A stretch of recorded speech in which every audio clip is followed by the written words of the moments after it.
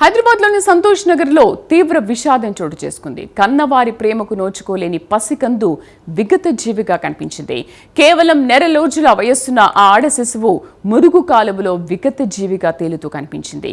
ఆ అమానవీయ ఘటన స్థానికులను తీవ్రంగా కలిచివేసింది.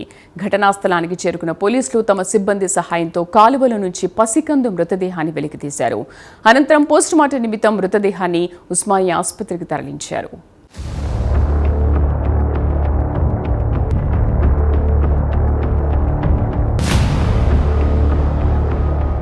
హైదరాబాద్లోని సంతోష్ నగర్ పరిధిలోని అరుంధతి కాలనీలో ఉన్న మురుగు కాలువలో ఓ పసికందు మృతదేహం ఉన్నట్లు పోలీసులకు సమాచారం అందింది.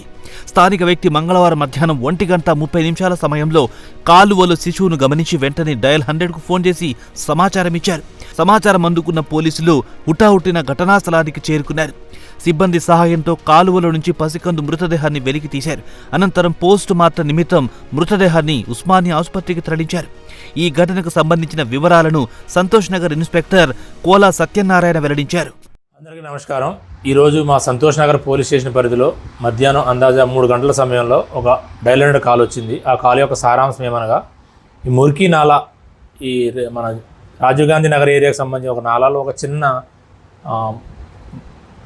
చిన్న బాబు లేక పాప ఏదో శవంగా పడి ఉందని ఒక కాల్ వచ్చింది. ఇమీడియట్లీ ఆ కాల్తో BC3 మరియు నేను ఇమీడియట్లీగా సీన్ ఆఫీసర్కి పోవడం జరిగింది. తర్వాత మా యొక్క పోలీసు వాళ్ళ సహకారంతో నాలాలోకి దిగి ఆ యొక్క బాడీని పైకి తీయడం జరిగింది. తీసిన తర్వాత ఆమె చనిపోయి ఉంది.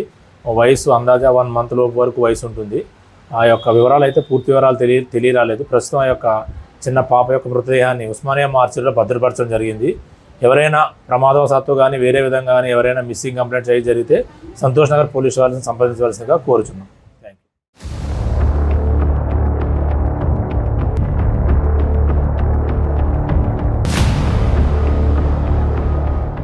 ఈ ఘటనపై కేసు నమోదు చేసుకున్న పోలీసులు దర్యాప్తు ప్రారంభించారు. శిశువు మృతదేహాన్ని ఎవరైనా ఇక్కడ తెచ్చి పడేశారా లేక మరేదైనా కారణం ఉందా అనే కోణంలో విచారణ జరుపుతున్నారు.